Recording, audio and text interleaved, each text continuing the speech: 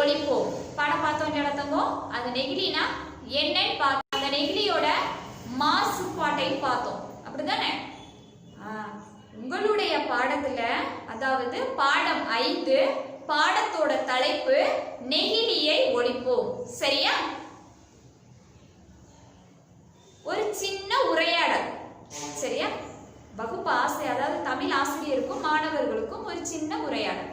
சரியாடா தங்கம்? சிறுமலர் ஆரம்ப பள்ளி. சரியாடா தங்கம்? இந்த பள்ளிக்கூடத்துல காலையில வழிபாட்டு கூட முடிஞ்சிருச்சுடா தங்கம். சரியா? வகுப்பு ஆரம்பிச்சிருச்சு. தமிழ் ஆசிரியர் வகுப்பறைக்குள்ள வராங்க. காலை வணக்கத்தை சொல்றாங்க. மாணவர்களும் அதை ஏற்றுக்கொண்டு காலை வணக்கம் சொல்றாங்க. சரியா? தமிழ் ஆசிரியர் சொல்றாங்க, நம் மனித குலத்தை சீரழிக்கும் நெகிழியோட பயன்பாட்டை தான் இன்னைக்கு நமக்கு என்ன செய்யுது, பாடமா வந்திருக்கு. இன்னைக்கு நெகிழியை பற்றி பார்க்க போறோம்.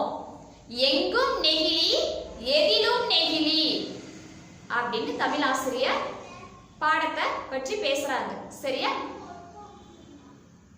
நம் முற்காலத்துல எல்லாம் என்ன செய்வாங்களாம், மண்பாண்டங்கள் செய்த பொருட்களை தான் பயன்படுத்துவாங்களாம். சரியா? அது கொஞ்ச நாள் போக போக என்ன செய்வாங்க, என்ன செஞ்சாங்க, வாழை இலைய பயன்படுத்தினாங்க. சரியா?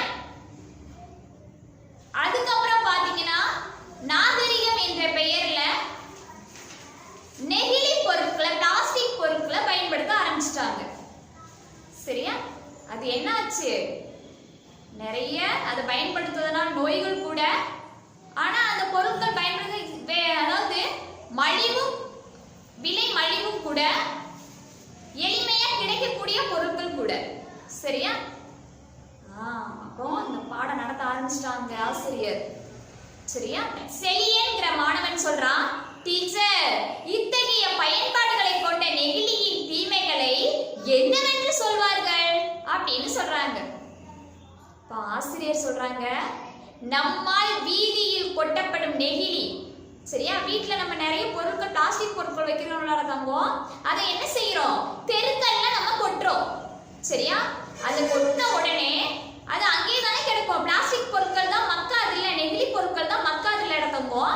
மழை பெய்ஞ்ச உடனே, மழை பெய்யும் போது அங்க உள்ள அந்த பிளாஸ்டிக் பொருட்கள்லாம் என்ன செய்யும், நேர குளம், குட்டை, ஆறுகள்ல போய் சேர்ந்துரும் அந்த பிளாஸ்டிக் பொருட்கள். சரியா? அது மக்காது இல்லையா? அப்போ அங்க அந்த நிலத்தடி ஃபுல்லா என்ன செய்யும், அந்த ஆறுகள் எல்லாமே பாதிக்கப்படும். சரியா? அப்ப அங்க வாழக்கூடிய உயிரினங்கள், விலங்குகள் எல்லாம் என்ன செய்யும், அதை சாப்பிடும் போது, அந்த பிளாஸ்டிக் பொருளை சாப்பிடும் போது அப்ப என்ன செய்யும், அந்த விலங்குகளும் பாதிக்கப்படும் அப்படின்னு. இந்நீரில் வாழும் உயிரினங்களும் மனிதர்களும் கடும் பாதிப்புக்குள்ளாகிறார்கள். மக்காத தன்மை கொண்ட நெகிழி பைகள், நெகிழி புட்டிகள் போன்றவற்றை மண்ணில் போடுவதால் அது மண்ணிற்குள் புகுந்து அப்படியே தங்கிவிடுகிறது. இவ்வளவுதான் மழை பெய்தாலும் மழை நீரை நிலத்துக்குள் இறங்க விடுவதில்லை. இதனால் நமக்கு கிடைக்கும் நிலத்தடி நீர் குறைந்து தண்ணீர் பற்றாக்குறை அதிகரிக்கிறது அப்படின்னு ஆசிரியர் சொல்றாங்க. சரியா? அங்கே சொல்றாங்க, டீச்சர், மனிதர்கள் உண்டபின் போடப்படும் நெகிழி பொட்டலங்களை விலங்குகள் ஆவலோடு உண்கிறது. அதனால் ஏற்படும் விளைவுகளை பற்றி கொஞ்சம் கூறுங்களே அப்படின்னு சொல்றாங்க மங்கை. இப்போ ஆசிரியர் சொல்றாங்க, நான் உண்டது போக மீதி உணவுடன் போடும் நெகிழி பொட்டலங்களை விலங்குகள் உண்ணுவதை பார்க்கிறோம். அப்படி உண்ணும் நெகிழி பைகள் நாளடைவில் விலங்குகளின் உணவு குழாய்களில் தங்கி செரிமானமாகாததால் பாதிக்கப்பட்டு நோயுற்று அவைகள் என்ன செய்யும், இறக்க நேரிடும் அப்படின்னு. கடலில் மிதந்து கொண்டிருக்கும் கழிவுகளில் 90% நெகிழி கழிவுகளே அப்படின்னு ஆசிரியர் சொல்றாங்க. இப்போ ராகவன் என்கிறவன் சொல்றான், டீச்சர், நெகிழி குப்பைகளை நாம் எரித்து விடலாமே அல்லவா, இவ்வளோ நோய் இருந்துச்சுன்னா அதை எரிச்சிடலாம்ல அப்படின்னு சொல்றான். அப்போ டீச்சர் சொல்றாங்க, ஆசிரியர் சொல்றாங்க, நெகிழி குப்பைகளை எரிப்பதால் ஓசோன் படலம் இருக்குல்லடா தங்கம், அது பாதிக்கப்படுகிறது. புற ஊதா கதிர்கள் நம்மளை தாக்குது. சரியா? இதனால் புற்றுநோய், தோல் நோய் போன்றவை நம்மள தாக்கும் அபாயம் உள்ளது அப்படின்னு ஆசிரியர் சொல்றாங்க. சரியா?